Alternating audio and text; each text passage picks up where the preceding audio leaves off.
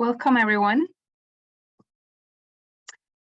I'm glad to see you here at the last of the public seminars in the Eyck series in 2021. For every Wednesday, or every first Wednesday every month since the beginning of the year, we've had scholars with us zooming in from China and Europe, Africa, North America to discuss connections between China and the world. And in the 7 previous seminars, we made a conscious choice not to subsume our discussion under the Belton Road heading. This has made it, I think, easier for us to pursue less well-trodden paths of analysis. But at the same time, the Belton Road initiative is still going strong, both as a discourse and as an assembly of projects. So, and we just got proof of that yesterday when the European Commission's President, Ursula von der Leyen, announced that the EU had a 300 billion euro plan to rival China on the Silk Road, as they put it. And I think it was also no coincidence that this happened on the last day of the 2021 meeting of the FOCAC China-Africa Summit. So today we'll jump right into it and discuss the Belt and Road Initiative. And we'll do it mainly from the perspective of the recipient countries. To do that, we have with us Ike Freeman, who's a doctoral candidate at the University of Oxford and author of the book One Belt, One Road, Chinese Power Meets the World. Commenting on this book and moderating our discussion, we have with us Özge Söylemez from King's College. So welcome. Hi everyone, it's a pleasure to be hosting this event and sharing it. So let me introduce myself first. I'm a doctoral researcher at the Lao China Institute at King's College London. My research is on Belt and Road Initiative as well. So I look at the rise of China and the Belt and Road Initiative. How does that impact on Turkish foreign policy? So we will take questions after Ike's presentation, only in written form. So if you have any questions, you can send them to me as direct messages in the Zoom chat. And if you wish to remain anonymous, that's fine as well. So let me introduce you our presenter for today. So in this book talk, Ike Freeman will present his book, One Belt, One Road, Chinese Power Meets the World, which was published recently this year. He is the director of Indo-Pacific at Greenmantle, a New York-based macroeconomic and geopolitical advisory firm. Prior to Greenmantle, he was a research assistant to Graham Allison at the Harvard Kennedy School's Belfer Center, to Neil Ferguson at the Hoover Institution, Stanford, and to Xu Zixin at Tsinghua University.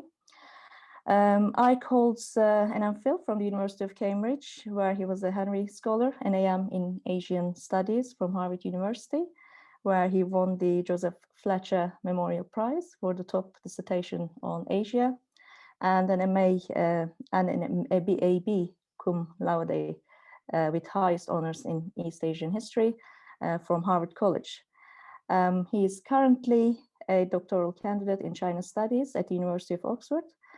He researches the geopolitics of climate change there. So Ike, over to you. You can start when you're ready. Well, thank you, Özge. Thank you, Heidi, and everyone at the University of Oslo Berkek's team for hosting me today. Thank you also to the audience for zooming in.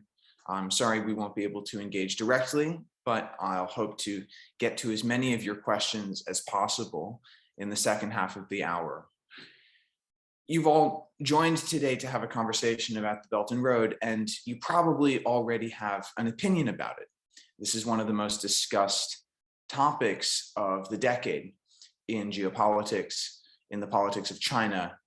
It involves nearly every institution within China, nearly every province, city, university, public and private company, every state-owned enterprise, every NGO. And overseas, it involves the expenditure of trillions of dollars, and it touches over 100 countries. The trouble with this is it is just so big that it is hard to wrap one's head around. There's an old proverb of a bunch of blind men who touch an elephant, and one feels the trunk, and one feels the tusk, and one feels the back, and one feels the legs. And they describe the parts that they feel, but none of them can put together the story of what the elephant really is. I'm going to argue today that the best starting point for understanding what the Belton Road really is begins inside China, not with the rest of the world. In fact, I'm going to argue that the Belton Road is at its core a domestic political mobilization with global spillover effects, and that its purpose is to put Xi Jinping at the center of everything. To do this, I'm going to show you some slides. These are taken from a series of documentary films that have been put out by CCTV, Communist Party television mouthpiece, in 2016. And I'm going to run you through the argument of one of the chapters in my book. This is obviously the cover, which depicts Xi Jinping as an emperor. This is a crude joke, which the Chinese government has not taken very kindly to. But this in one image summarizes what I'm trying to say, that Xi Jinping is using the Belton Road, using a massive torrent of infrastructure from China to the rest of the world to shroud himself in a mythology of emperorship and to construct a myth of greatness through the building of infrastructure. So let's briefly review what the Belton Road is. It was announced in Astana in September 2013, shortly after Xi Jinping came to power. He stood next to his Kazakh colleague, counterpart, Nursultan Nazarbayev, who thought that he was there for a bilateral conference. You can see behind the Kazakh presentation, it has a Chinese and a Kazakh flag. He had no idea that Xi Jinping would steal the show and use it to announce a Chinese initiative that had very little directly to do with Kazakhstan. Over the course of the next 2 years, this was then studied and institutionalized and bureaucratized by the State Council. It led to a couple of documents called Visions and Actions for Jointly Building the Silk Road. And this essentially was a very, very vague macro position paper on what the Belton Road would try to be and do. It covered essentially everything: infrastructure, human development, trade, cultural exchanges. It was everything and nothing at the same time. But there's no denying that this slogan has become extraordinarily important within China.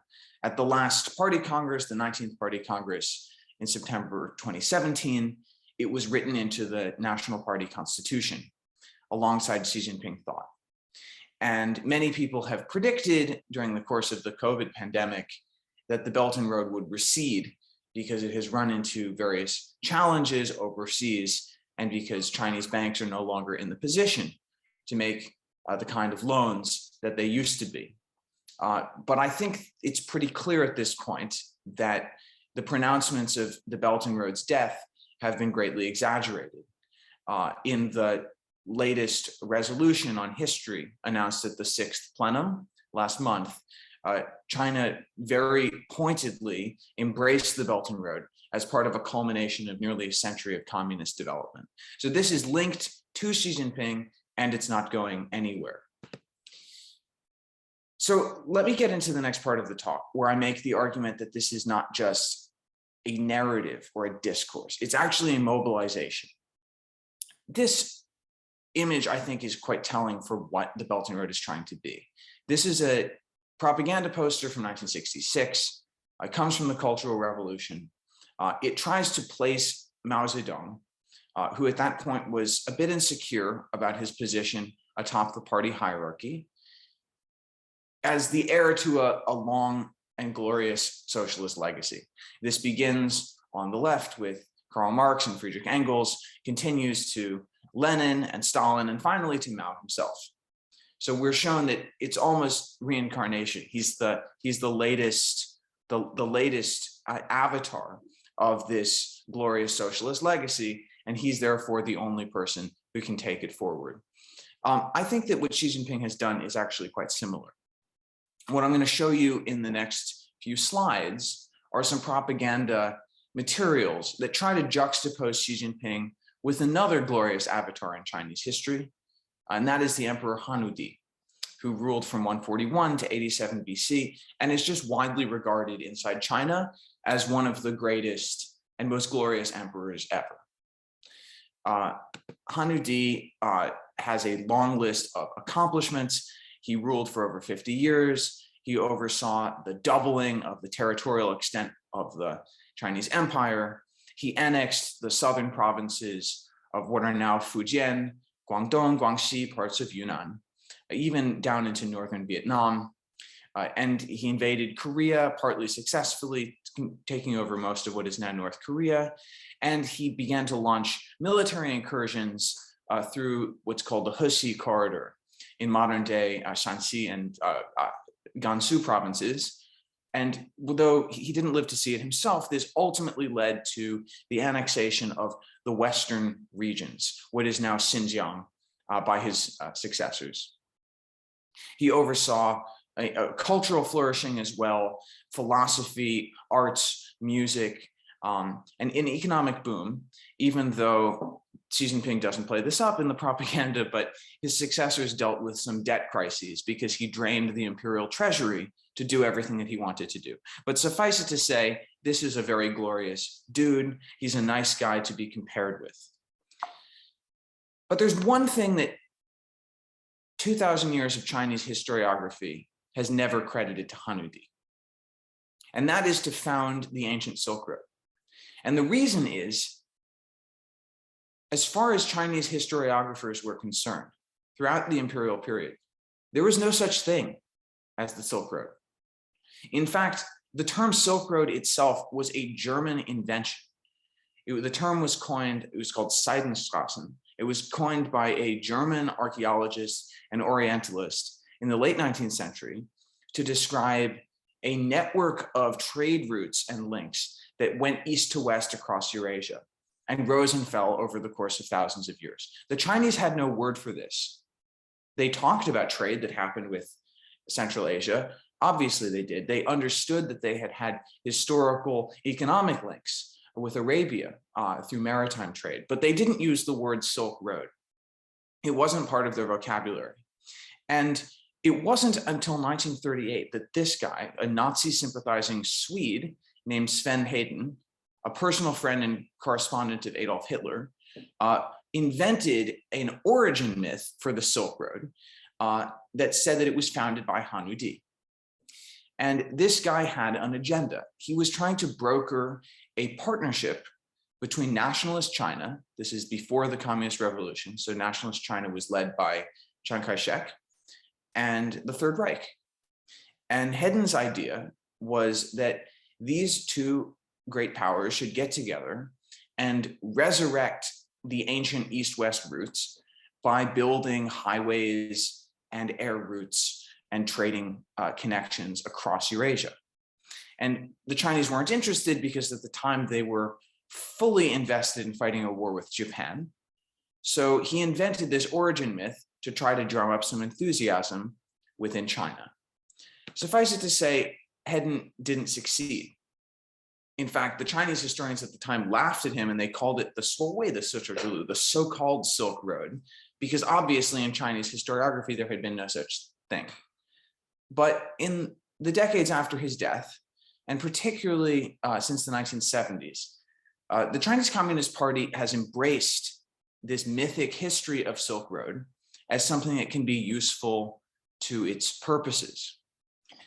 And in 2016, they rewrote, the National Ministry of Education rewrote the national history textbooks, which all Chinese students must study and which all Chinese students must pass exams on if they want to go to university in China, that plays up this history of the ancient Silk Road and makes it very clear that Hanudi, in fact, founded it as a geopolitical project. And this, funnily enough, has some striking comparisons to what Xi Jinping is trying to do in the Belton Road.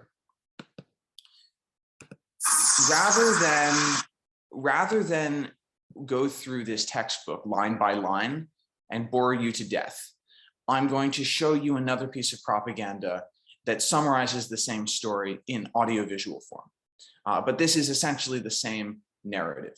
So what I'm going to show you now comes from a CCTV documentary that aired in 2016, which, again, same time, same year, same Ministry of Propaganda, Same story about the origins of the Belton Road, of the Silk Road, past and present.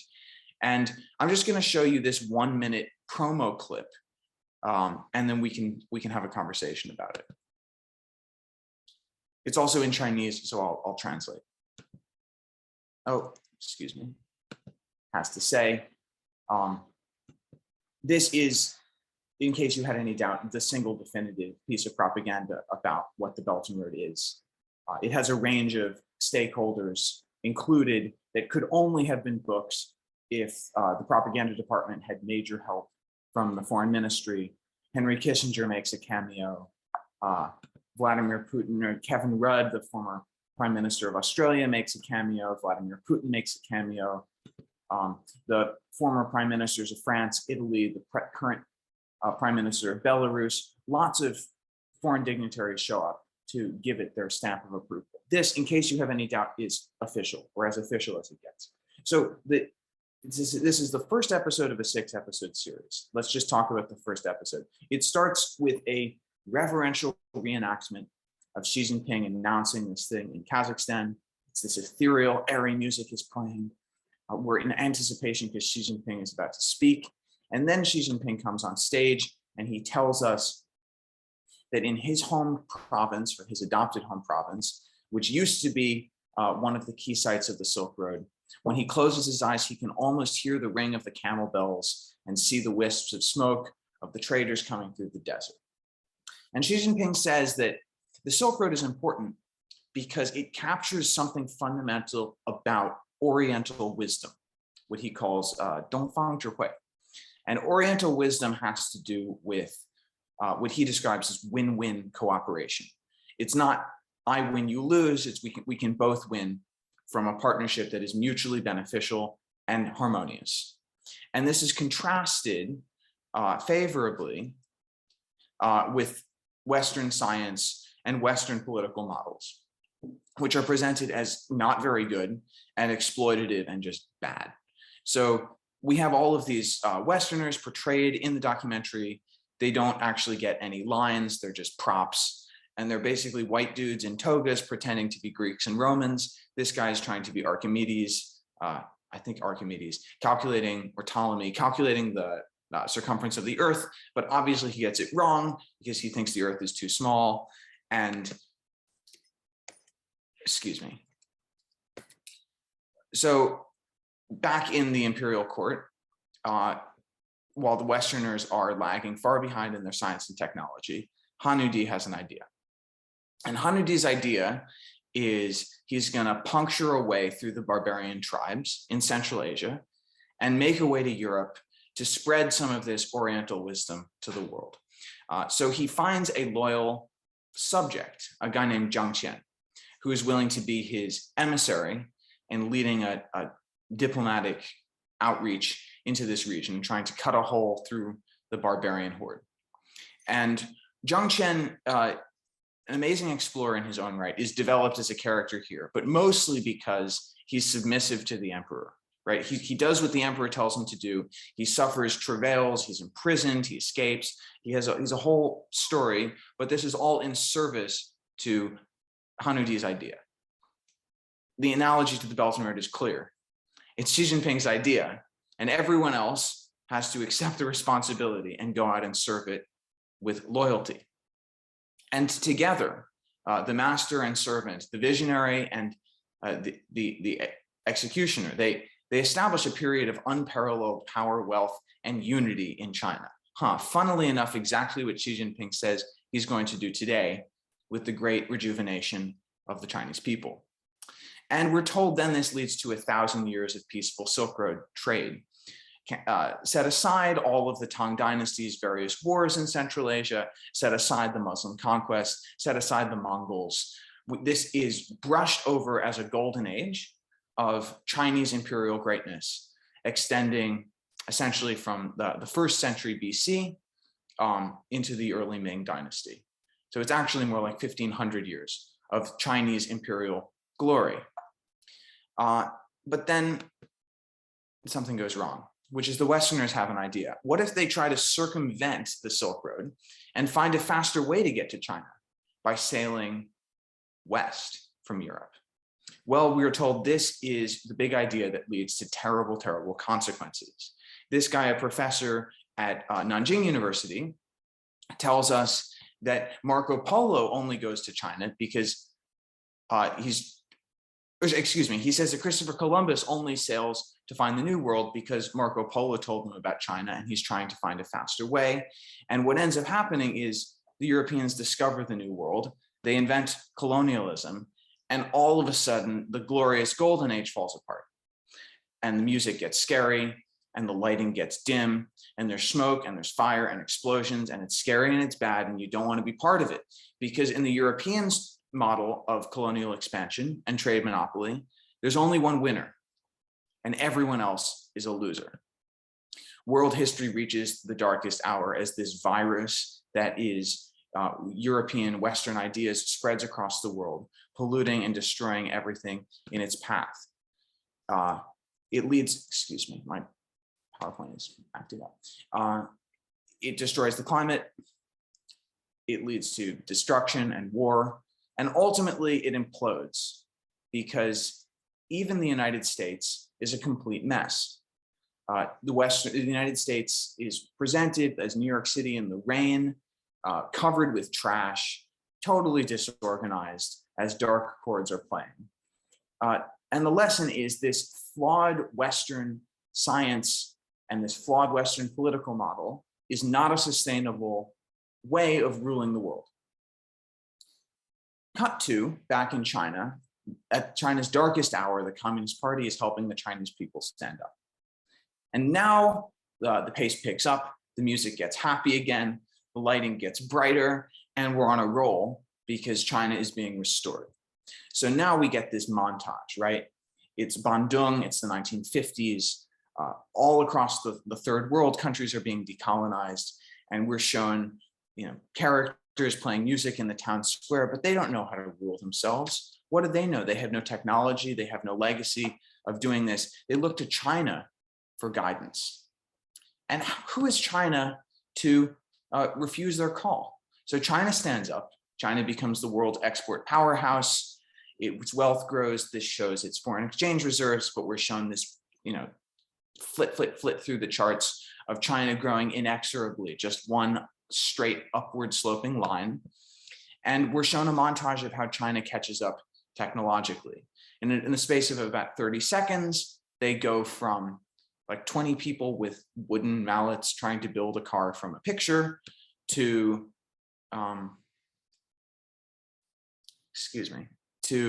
printing machines, to laser cutting glass, to building cars on assembly lines, to building high-speed rail, to mastering commercial aviation, and finally outer space.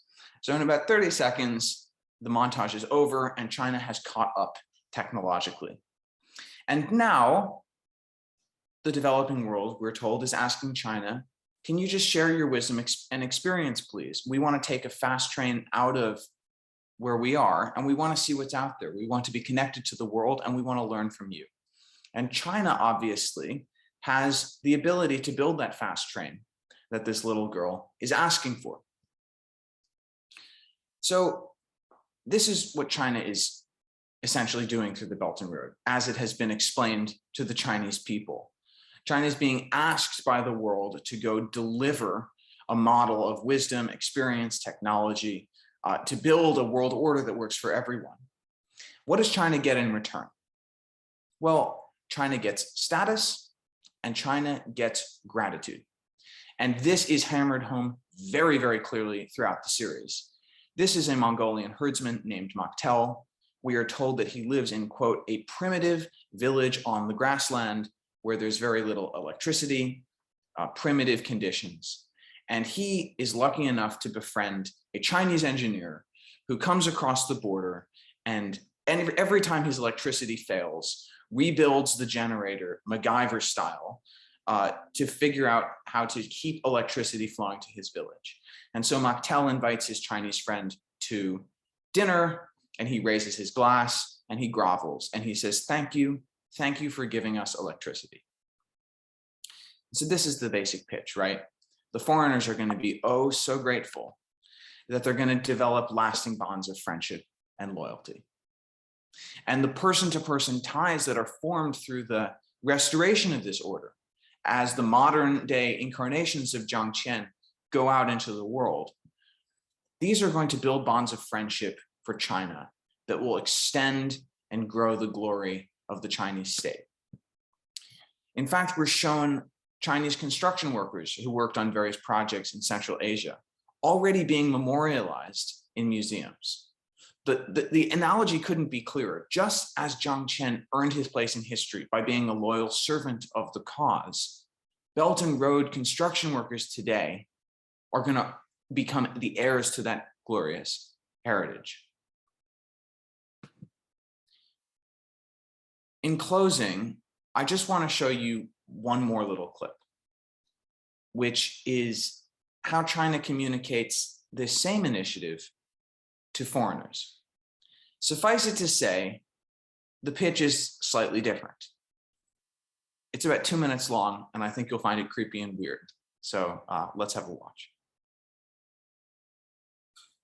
A few years ago, China's President Xi Jinping proposed making new routes. It's called the Belt and Road Initiative. More stuff can move around the world more easily, and build things countries need. Such as where movies of land? I'll tell you tomorrow, sweetie. Okay, it's time for you to go to sleep. Okay, Papa. Hey, You said the Belt and Road wasn't just about moving stuff from country to country. What do you mean? okay, I'll tell you. It's not just about roads and rails and airports to move stuff. It's also about people and cooperation. What kind of cooperation? Lots of kinds. Countries make deals while buying and selling things. And they visit each other's countries and even go to each other's schools. Like how I'm American and I go to school in Beijing. A lot like that. But the United States hasn't joined the initiative. Is that because it's too far away? Actually, any country, anywhere.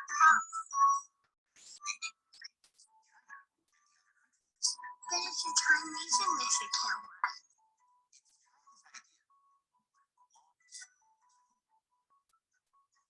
you? It's time for you to get to sleep. Mark, okay? Okay.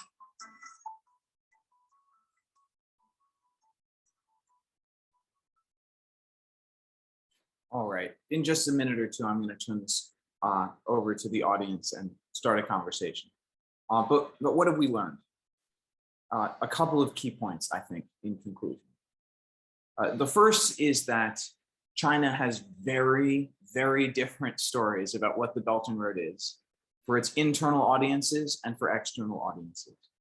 In talking to its own people, this is about a glorious legacy that Xi Jinping is taking on as his own.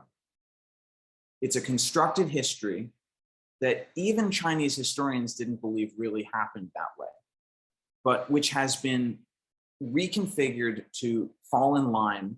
So it's an analogy to what Xi Jinping is trying to do. It's making Xi Jinping the modern day avatar of Hanudi, one of the great emperors in Chinese history. It's implying that through this Belt and Road, Silk Road model, China will expand its influence overseas, it will achieve domestic rejuvenation, and it will most importantly get the status and respect in the international community that it deserves as a glorious great power. It also suggests optimism that the Western model, whatever that means, for organizing the world is a failed set of ideas that emerged and took over by accident, and which is destined to be replaced by a Chinese idea of world order. To foreign audiences, the pitch is much more benign. It says that it's basically just about trade and moving stuff around and cooperation between people. It's what allows cute little girls like Lily to study in Beijing. And so can't even a child understand? This is kindergarten.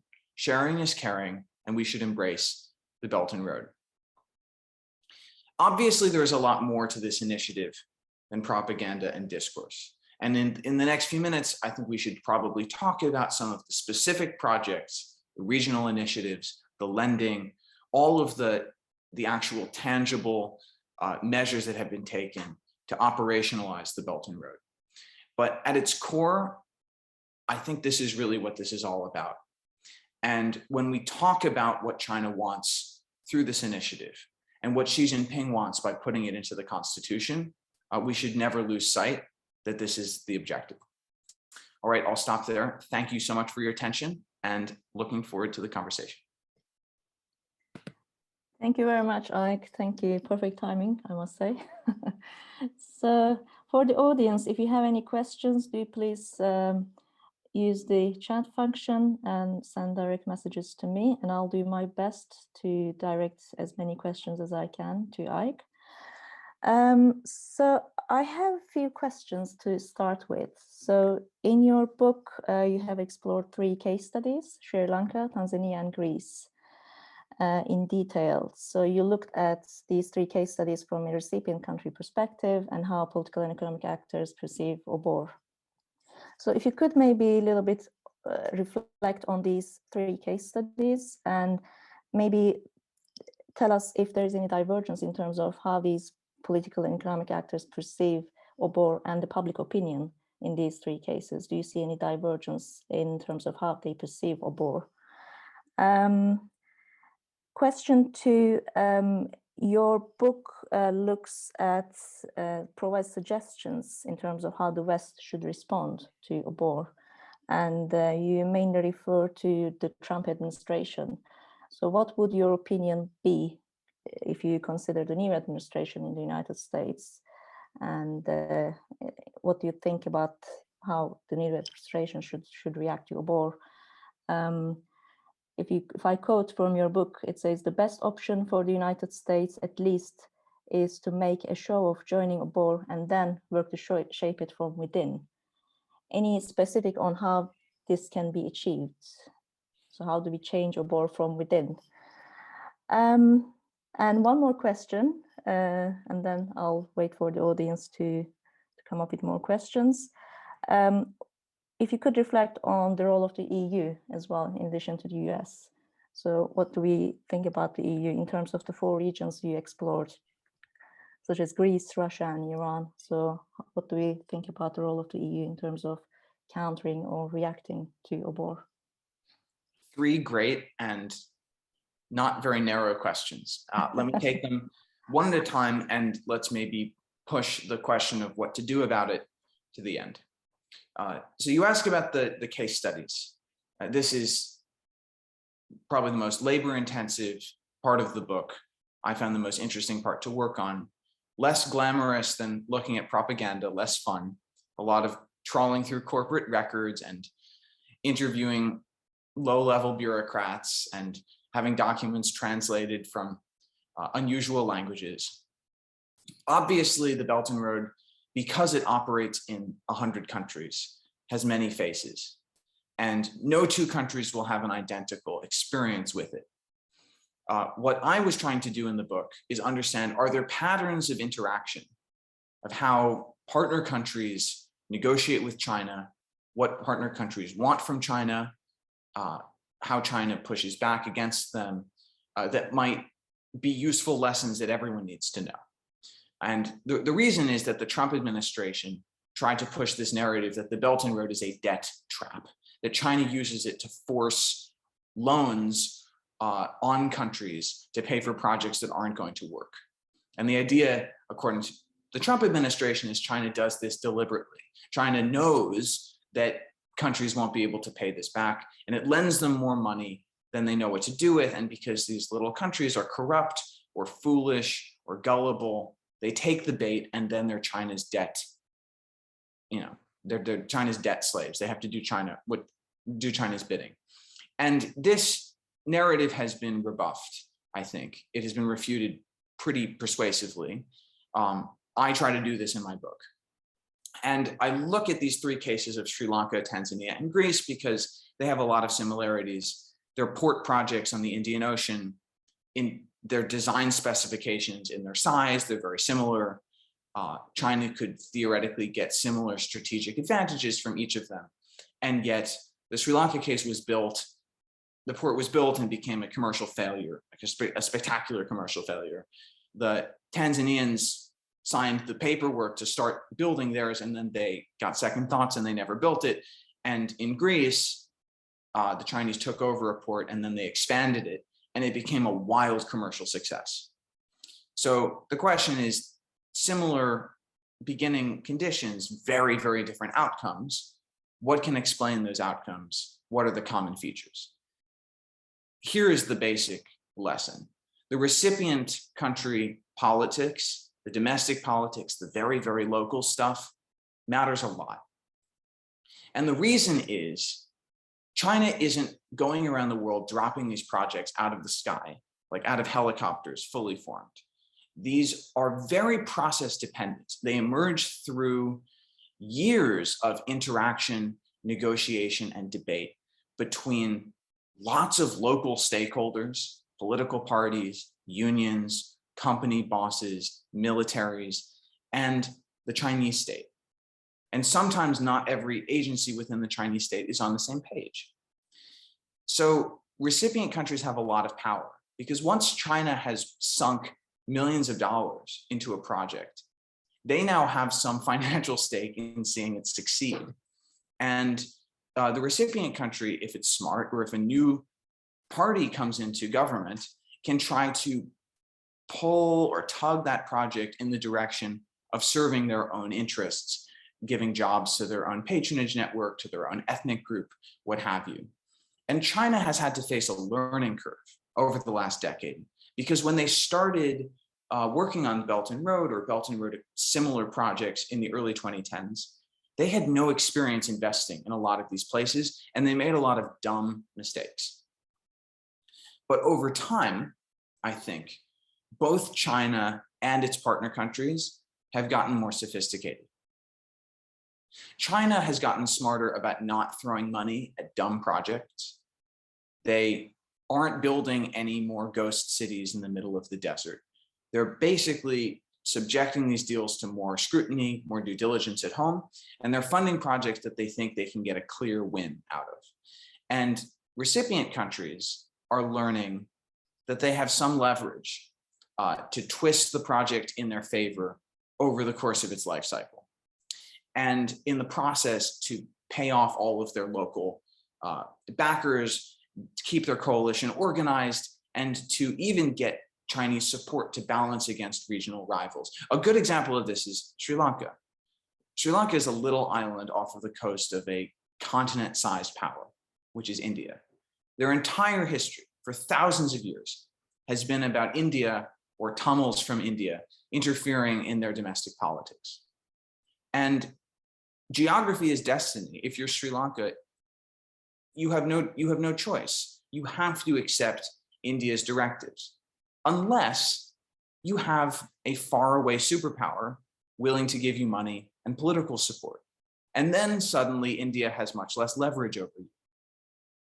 Similarly, if you're Greece and you're going through a painful debt restructure, and the Germans and the IMF are not being nice to you, it can be helpful to have a faraway superpower, China, that has your back.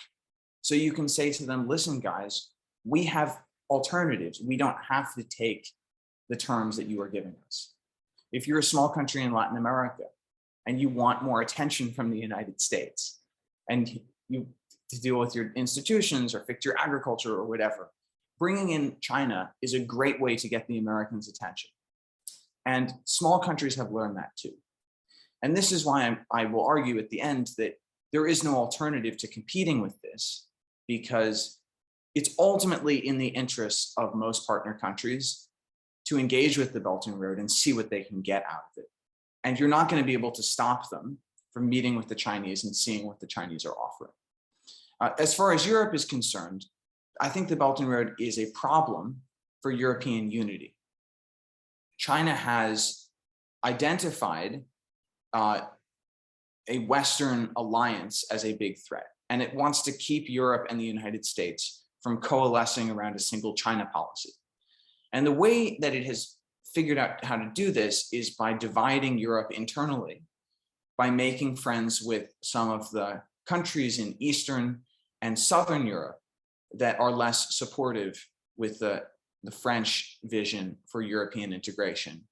And that is why countries like Spain and Portugal, Czech Republic have engaged with the Belt and Road. Some of these countries have pulled back a bit over the last few years, but China still has enough influence over countries like Greece, some other of the smaller countries in Central Europe and the Balkans, that it makes it very hard for Europe to speak with one voice on anything related to China.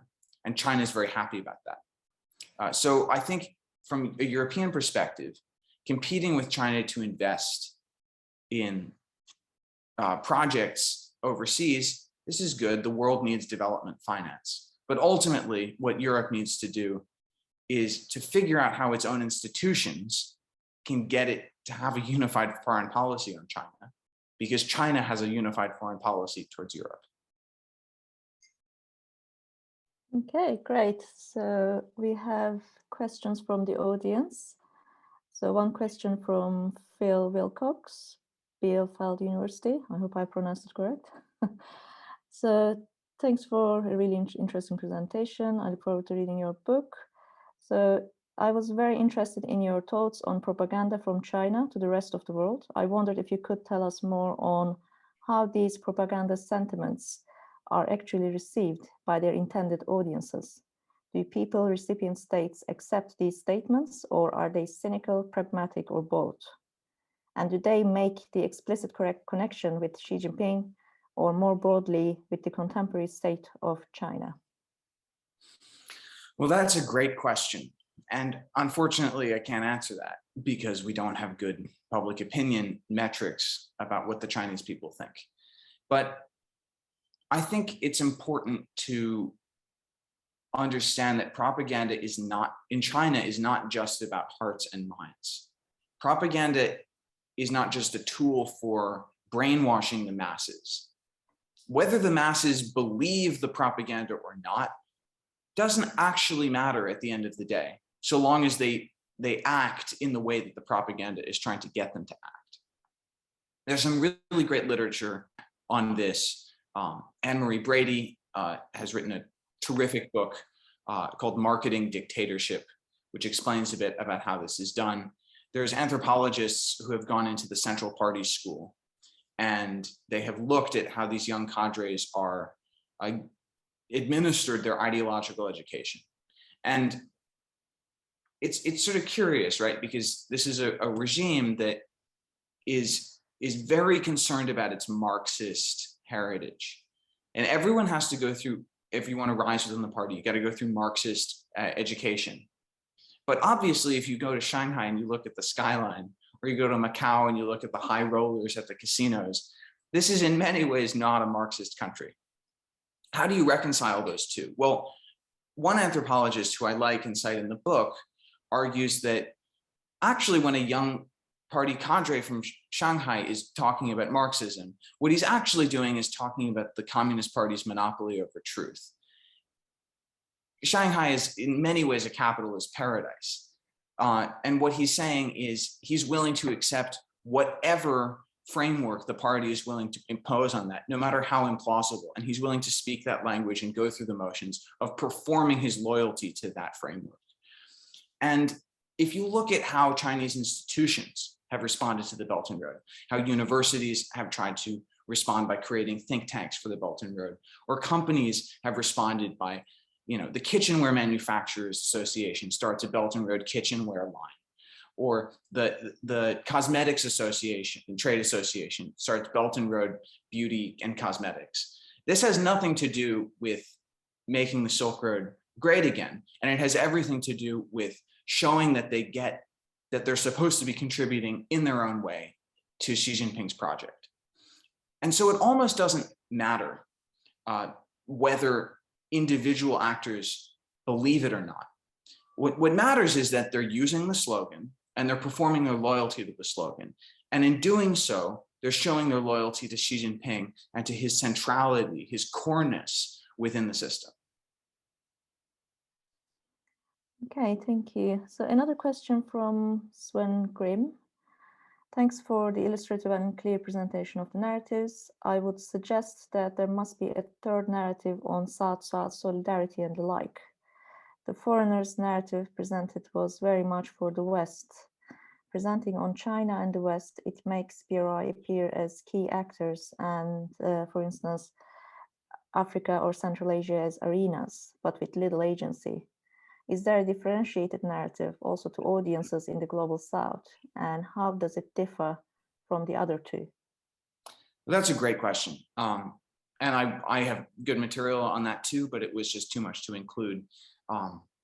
It's a good critique. I think the question is, what is China's narrative to elites in the developing world? Not so much what is China's message to publics in the developing world. If you look at how these Belt and Road projects tend to be negotiated, what they're really doing is they're building a partnership between the ruling elite in a given country and China. And China doesn't care if that country is autocratic or democratic. It's willing to deal with whoever's in power, and it's willing to offer concessions, financing, political support, symbolic stuff that can help those people stay in power. And if there's a change in government, this arrangement is renegotiated and the Belt and Road now starts working in favor of whoever is in power. And that's why in countries like Sri Lanka or Malaysia, you've seen several changes of power, and each time someone new comes in, they criticize the Belt and Road, and then they meet with the Chinese and they recalibrate it, and then it starts working for them and they praise the Belt and Road.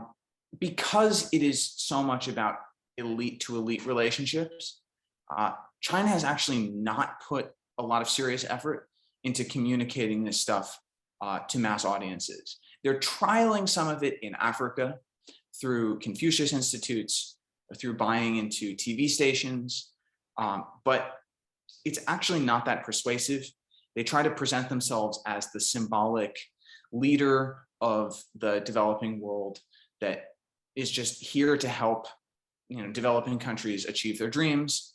And it's so saccharine, it's so oversweet that it's not really credible.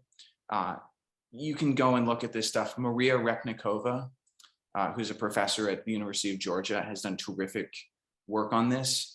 But basically, the conclusion is it's just not very good propaganda. They don't keep good metrics on it. In other words, the people in the institutions who are responsible for producing it are not actually measuring how effectively they're changing hearts and minds. And that's why if you go, if you ask people on the street in your average sub-Saharan African country, what do you think about China? Views are going to be much more negative today than 5 or 10 years ago. The views will be, they have got relationships with our corrupt leaders. They're lending us money, but they want resources in return. They're taking our jobs. We don't trust them. If you travel almost anywhere in Latin America, in sub-Saharan Africa, in the Middle East, in South Asia, I haven't been since COVID-19, but when I did before this, I was all over the place. There's a lot of anti-China sentiment. And if you were to do a survey, you'd find that sentiment. But it doesn't matter if their elites and their elected officials see a benefit from engaging with the Belt and Road. And that's why just this week, Guinea-Bissau and Eritrea signed up for the Belt and Road, because their leaders don't particularly care what their populations think about China. Okay, great, thank you. Before we finish, I was wondering what you think about the future of the Belt and Road. So with the COVID and with the new administration in the US, just a brief reflection on the future. So let's start with the future of the Belt and Road that wasn't. So during COVID-19, emerging market economies had a very hard time. Money flowed out of them. They were the biggest victims of lockdowns. Many of the most indebted countries in the world were pushed over the brink and now have to renegotiate their debts. These are what we call the Paris Club, the most indebted countries. And this is going to be a process whereby all of the creditors who lent money to these countries are going to take a haircut because the money is just not there to pay them back. And because China invested in some of the riskiest places on earth, Chinese banks are on the hook for hundreds of billions of dollars of bond payments or loan repayments that they're never going to get. So in the last 2 years, the volume of new Chinese lending for Belt and Road projects has fallen off a cliff. And that led many analysts to say, aha, the Belt and Road is dead. But that, I think, is a misreading of what the Belt and Road is supposed to be within China. The Belt and Road is about Xi Jinping. It's about mobilizing the Chinese public, Chinese institutions around Xi Jinping as a vehicle for national rejuvenation. So the Belt and Road isn't going away. They'll just keep redefining it until it succeeds. What we've seen in the last year and a half is a pivot away from debt-funded infrastructure, what we typically associate with the Belt and Road, the roads, the bridges, the power plants, the ports, which are big and difficult to build politically and high risk, and into more higher tech avenues like vaccines, public health, COVID, PPE, tech, like building data centers, cloud centers, fiber optic cables, 5G, and green, which includes essentially subsidies for Chinese manufacturers of solar panels and wind turbines to export their products, and finally just trade. So China's trade with the rest of the world is growing every year. So if China can just say, you signed a piece of paper a decade ago that says you agree with the Belt and Road and win-win, and now our trade grew this year, we can credit the Belt and Road for growing our trade. So in a sense, it has been redefined to have a lot less to do with lending and have a lot more to do with high-tech cooperation and trade, where partner countries can get immediate benefits. And you could argue that this is actually evolving in a more sophisticated direction, right? Because now if you're a partner country and you want to engage with the Belt and Road, you don't need to take the massive risk of borrowing billions of dollars to build something that might not pay for itself. You just have to sign a deal to buy a bunch of Chinese products. And in return, China might buy some of yours. So I think this is evolving in a way that is becoming more attractive to partner countries. And this is why you are not seeing very many countries announcing that they're pulling out. That's point number one. Point number two is that the United States under Biden understands that it has to compete. And I'm not going to take credit for this. I recommended it in my book, but others agreed with it. Rush Doshi, who's now the China director on the National Security Council, made a similar recommendation in his book, which is that the US should multilateralize the Belt and Road. We should get involved with it in various ways so that it's not just a vehicle for China to do corrupt deals. And I think that's true.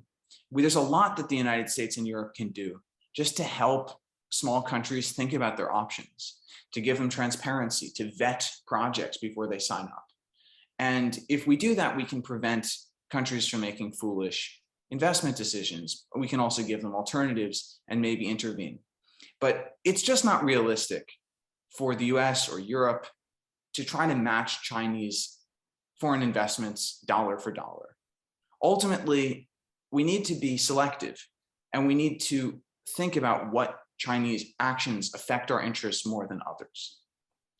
At the end of the day, if China wants to use its vast resources to build infrastructure, like water infrastructure or roads and bridges in sub-Saharan Africa, good for them. I think at some point we need to accept that that's okay. But we need to recognize there's other things, for example, establishing strategic strong points so their navy can operate in the Arctic. That's probably not so good for Norwegian interests or American interests. And we have a pretty good rationale to push back hard against that if China tries to get into Greenland or the Faroe Islands. So we need to be selective. We need to understand what interests matter more than others. And we need to marshal our resources selectively. Great, thank you. There's one comment from Derek Sheridan. So he mentions Afrobarometer as public opinion in Africa about China. He says it's declined a little, but it's much more positive. And Heidi has a question. She says, before the event, you said that the European Initiative Global Gateway is in some ways similar, but in some ways very different from the BRI. Could you elaborate? We still need to learn what the Global Gateway Initiative is. I'm hopeful about it because the developing world urgently needs investment to deal with essentially decades of underinvestment in their infrastructure, which holds back the productivity of their people, which denies young people like me, like many of us here, an opportunity to take their future into their own hands. And I think the wealthy world has a responsibility to accelerate development in poorer countries. I think as climate change proceeds, that infrastructure gap is only going to widen, because so many of the poorest countries in the world, which haven't contributed to the climate emissions problem, are going to be the biggest victims. China has a role to play here. They're one of the largest economies in the world. They have incredible institutions for mobilizing capital. We need to find a way to involve China in the solution to that problem. And I think that the way to do that is not to shut them out of projects so much as to help raise the bar and the standard of transparency and analysis for projects, to figure out where the money ought to go, and collaborate with China as much as we can to make sure that the funding goes to the right places. I'm looking forward to seeing what the Europeans have come up with. I think it's very exciting. I wish the United States had the ability to mobilize resources that way, but who knows, it's not too late. Okay, thank you so much, everyone. And thank you, Ike, for your time and for your presentation, for answering the questions from the audience.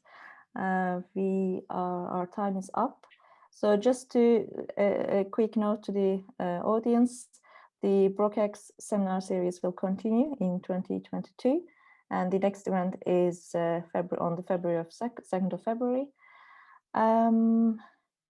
Yeah, so thanks so much, everyone, for being here, listening to the talk. And thank you. Bye.